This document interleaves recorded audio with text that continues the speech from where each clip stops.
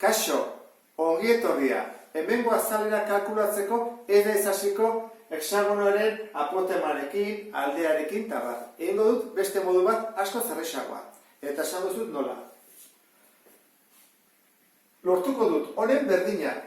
Nola? Luzatuta zuzenkio. Luzatzen badut. Eta hori luzatzen badut.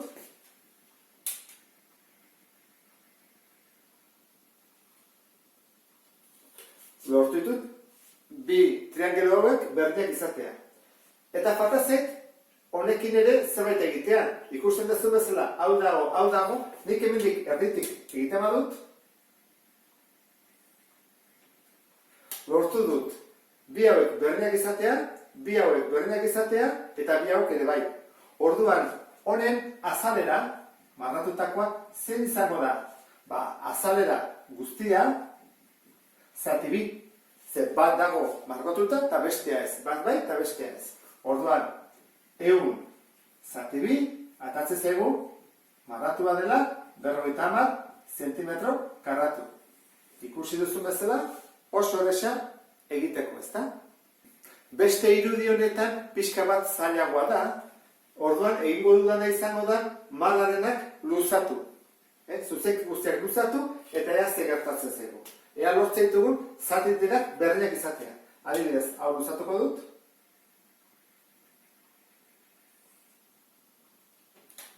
Hau ere bai.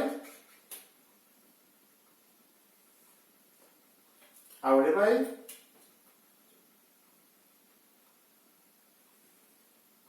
Ez beste hau ere bai.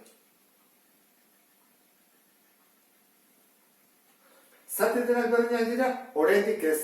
Egin dezakeguna da, honen paraleloak egin, eta horren bai lortuko dugula zatiterak berdinak izatea. Begira, luzatzen dut, eta horren ikusten duzu bezala, triangelu denak berdinak dira. Badago beste era bat egiteko ere bai, baina hau nik uste dut xinplenetako bat dela. Horren, zenbat triangelu ditugu? 1, 2, 3, 4, 5, 6, eta beste 6, 12 triangelu. Horren, azalera marratua da.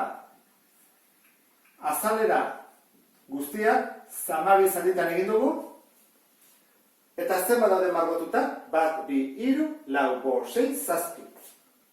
Horren ebar dugu. Azalera guztia, 100 dela, 7ekin bidertu, eta 12ekin zatitu. Orduan, atatzen zaigu, 48, koma, hiru periodiko, horren bi jarri dut, horrela, zentimetro karratu. Eta honekin bukatuko baina, beste bat arte, agur.